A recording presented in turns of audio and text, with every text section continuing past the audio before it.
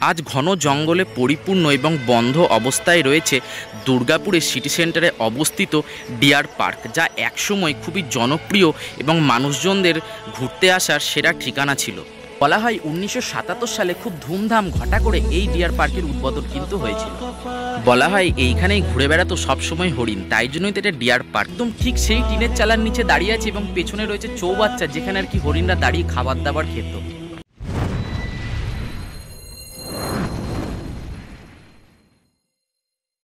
Hello viewers, আবার তোমাদের সকলকে স্বাগত জানাই তোমাদের প্রিয় চ্যানেল রাধানী ওয়ার্ল্ডে। আশা করছি সবাই খুব ভালো আছো এবং সুস্থ আছো।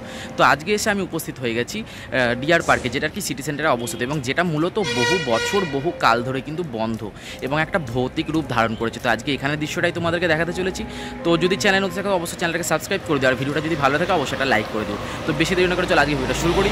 সরাসরি চলে এলাম এক সময়কার খুবই প্রসিদ্ধ জায়গা এবং খুবই চলতি, এখানে প্রচুর মানুষের আনাগোনা ছিল। একসময় এসে উপস্থিত হয়ে গেলাম দুর্গাপুরের সিটি সেন্টারে অবস্থিত ডিয়ার পার্কে, যা বহু কাল ধরে কিন্তু বন্ধ। সেই যে পুরনো সাইনবোর্ডটি, সেই যে পুরনো মোজাকে খোদাই করা উদ্বোধনের সময়, সেই খোদাই করা জিনিসটা কিন্তু আমরা সামনে দেখতে পাই। এছাড়াও সামনে আমরা আরও একটা জিনিস দেখতে পাই, ছোট্ট পাড়া একটা ঘর, সম্ভবত এটাই হয়তো সেই কালের টিকিট কাউন্টার ছিল।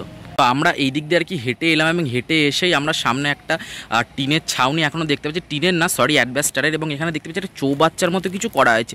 যেহেতু এটা ডিয়ার পার্ক ছিল এক সময়, এখানে হরিণের আনাগোনা ছিল। আনাগোনা কি, হরিণরা তো এখানে থাকতো, ঘোরাফেরি করতো। তা আমার মনে হয় এখানেই নিশ্চয়ই হরিণরা কিন্তু জল খেত।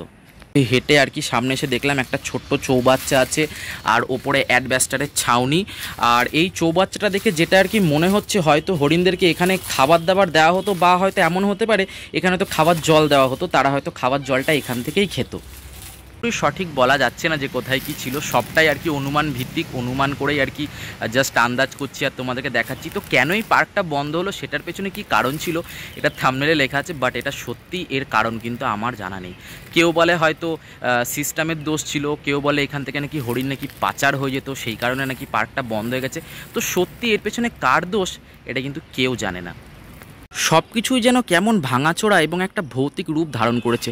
দেখতেই পাচ্ছ কত ধরনের নানান ধরনের এই যে ঘরগুলো যে তৈরি হয়ে আছে এই যে সামনে, আমার মনে হয় এক সময় হয়তো এগুলো কত সুন্দর না ছিল।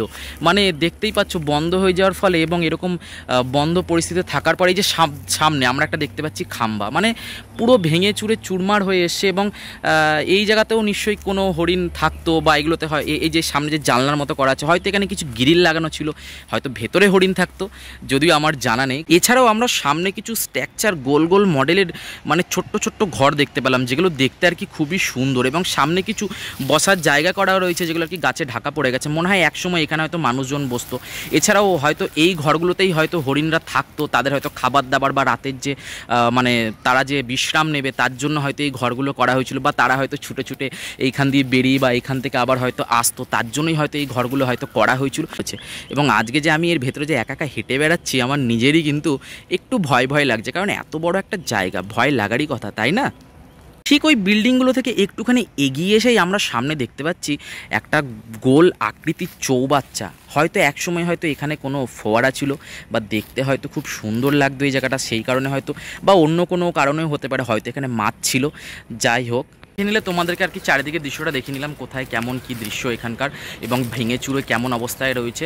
তো আমাদের দুর্গাপুরে কিন্তু এমন অনেক কিছু আছে যা ভাঙাচোরা অবস্থায় আছে, বিভিন্ন স্কুল, বিভিন্ন পার্ক এরকম অবস্থায় আছে। তো আমার একটাই যে আমাদের সরকারকে এইগুলোকে একটু তাকিয়ে দেখা দরকার, এবং এইগুলোকে একটু পুনর্নির্মাণ করা দরকার। না হয় এখানে একটা স্কুলই হোক, বলছি না যে পার্কের জায়গায় পার্কই হোক, কিন্তু এরম যে ফাঁকা জায়গাগুলো পড়ে আছে, এই যে ডিয়ার পার্ক, বা এটাকে যদি আবার পুনরায় ডিয়ার পার্কে পরিণত করা যায়, ভাবুন তো কি সুন্দর না হবে। তো আজকের ভিডিওটা এখানে শেষ করছি। সকালে সুস্থ থেকো এবং ভালো থেকো, আর আবারও দেখাবে এরকম কোনো নিত্য নতুন ভিডিওর সাথে। চলো, টাটা।